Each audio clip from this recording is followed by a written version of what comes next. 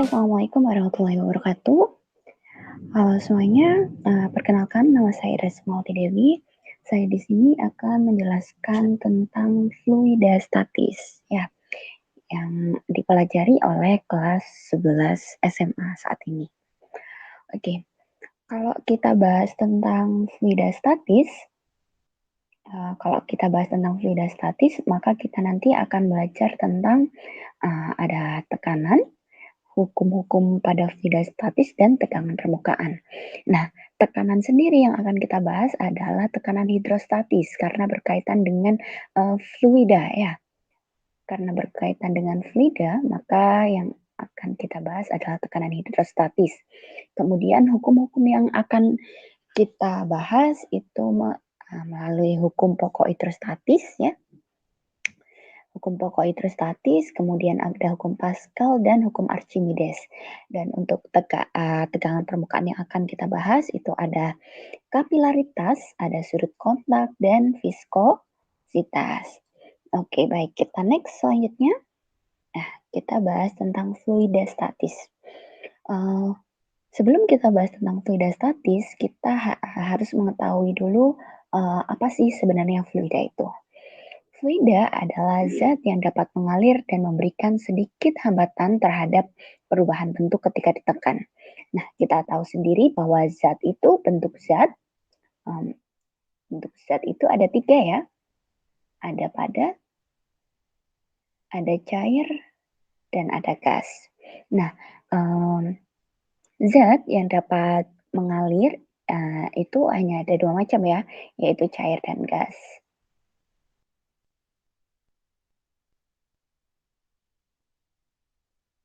Nah, karena fluida ini adalah zat yang dapat mengalir, maka fluida ini adalah bentuknya itu berupa zat cair atau zat gas ya. Nah, fluida sendiri itu dibagi menjadi 2 ya. Ada fluida statis dan fluida dinamis. Fluida itu dibagi jadi 2 ya. Ada fluida statis dan ada fluida dinamis ya.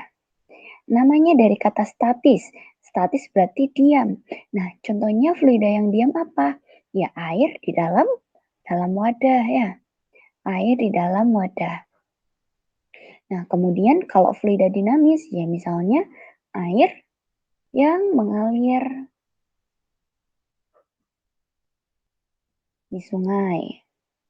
Atau mungkin air yang mengalir dalam keran ya. Di keran.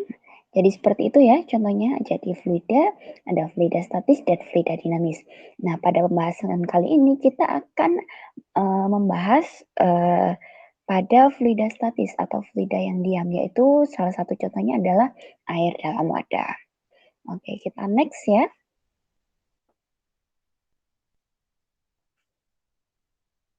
Nah, hukum-hukum pada fluida statis ada tekanan, hukum pokok hidrostatika, hukum Pascal, dan hukum Archimedes ya. Nah, yang pertama yang akan kita bahas adalah tekanan ya. Tekanan merupakan gaya normal atau tegak lurus yang bekerja pada suatu bidang dibagi dengan luas penampang tersebut.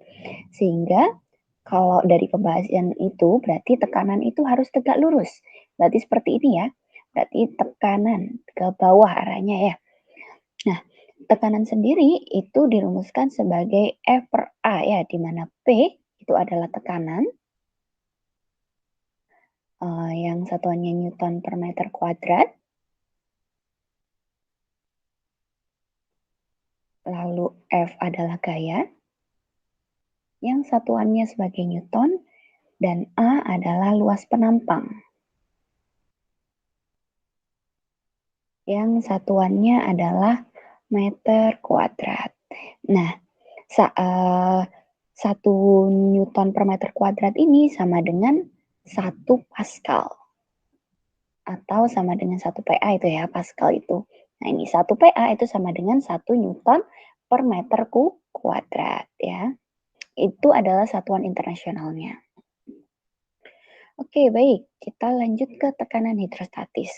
Jadi, tekanan hidrostatis namanya udah hidro, ya, berarti ini berkaitan dengan air. Tekanan hidrostatis merupakan tekanan zat cair yang hanya disebabkan oleh berat zat cair. Ingat pada berat zat cair ya. Dengan catatan semakin dalam zat cair, maka semakin besar tekanan hidrostatisnya. Kita tahu bahwa tekanan itu dirumuskan F per A. Nah, F-nya ini adalah gaya berat zat cair ya. Berarti F itu sama dengan W atau F itu sama dengan M dikali G. Makanya ini jadi M dikali G. Ya, per A. Di mana kita tahu bahwa rho itu sama dengan M per V ya. Di mana V kalau kita mencari V misalnya pada persegi panjang V pada balok jangan persegi panjang ya. Karena volume, berarti bendanya harus 3 dimensi. Misalnya pada balok, maka volume itu panjang dikali lebar dikali tinggi. Ya, panjang kali lebar itu A, tinggi kalau karena berkaitan dengan zat cair berarti ini H. Ya, berarti di sini M, rho itu sama dengan sebentar. Berarti rho dikali V itu sama dengan M. Ya, V-nya kita ganti ini. Berarti rho itu sama dengan A dikali H sama dengan M. Makanya jadi ini ya, rho A GH per A. Karena sama-sama memiliki A, maka A bisa kita coret. Sehingga tekanan hidrostatis itu dirumuskan rho GH. Nah, ini penerapan tekanan dari tekanan hidrostatis. Contohnya tragedi yang dialami, yang sebelumnya dialami oleh KRI Nanggala 402 ya. Bagaimana kondisi laut di kedalaman 800 meteran? Nah, dalam tragedi tenggelamnya KRI Nanggala 402, bagian badan kapal ditemukan di kedalaman 838 meter. Nah, ada catatan nih, pada kedalaman 200 meter, cahayanya mulai hilang dan suhu rata-rata hanya 4 derajat Celcius. Nah, ada catatan bahwa manusia itu hanya dapat bertahan di 3-4 ATM atau kedalaman 30-40 meter ya. Semakin lama di bawah ke dalam laut, maka detak jantung manusia bisa turun hanya 14 detak per menit. Nah, bisa dibayangkan ya, kalau manusia hanya dapat bertahan di tekanan 3-4 ATM atau di kedalaman 30-40 meter.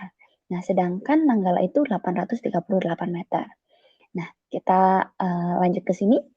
Kondisi air. Semakin dalam tekanan hidrostatis, maka tekanan hidrostatis semakin meningkat ya. Tekanan hidrostatis meningkat 1 ATM tiap kedalaman 10 meter. Nah, jika saja tekanan udaranya 1 ATM, maka 830 meter tekanannya adalah 83,8 ATM. Jadi ini cara mencarinya itu 838 karena setiap kedalaman 10 meter itu meningkat 1 ATM, berarti ini kita bagi 10 ya. Itu sama dengan 83,8 ATM. Nah, bayangkan ya, manusia yang hanya bisa bertahan 3-4 ATM, dia harus menahan 83,8 ATM. Nah, ini penyebab awak kapal itu tidak dapat naik ke permukaan. Ini hanya pada kedalaman zat cair, belum ditambah dengan tekanan pada atmosfer ya. Sehingga ini jika manusia menyelam ke dalam lautan, tekanan di dasar lautan adalah kombinasi tekanan atmosfer ditambah tekanan kedalaman lautan. Nah, misalnya batas para scuba menyelam ada di kedalaman laut 332 meter seperti yang berhasil dilakukan oleh Ahmed Karp pada tahun 2004. Nah, rata-rata penyelam scuba menjadi tidak mampu lagi di kedalaman 250 kaki atau 76 meter.